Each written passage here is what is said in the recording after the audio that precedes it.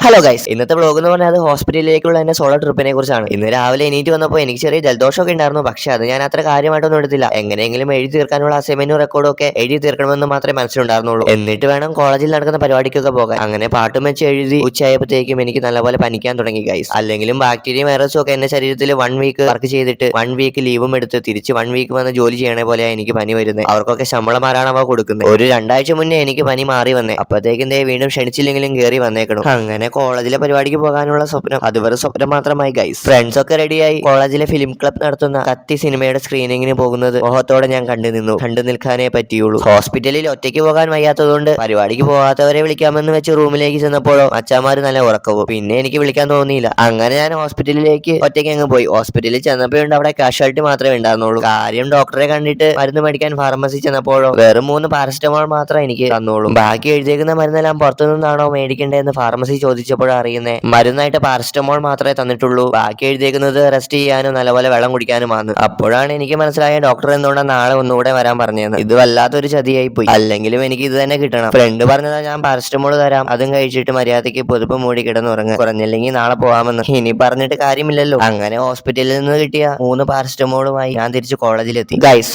Land of festivals എന്നറിയപ്പെടുന്ന country ഏതാണ്? Answer അറിയാമെങ്കിൽ കമന്റ് ബോക്സിലൂടെ അറിയിക്കുക. അറിയില്ലാത്തവർക്ക് ഞാൻ ഡിസ്ക്രിപ്ഷനിലും കൊടുക്കാം. Okay guys, bye bye.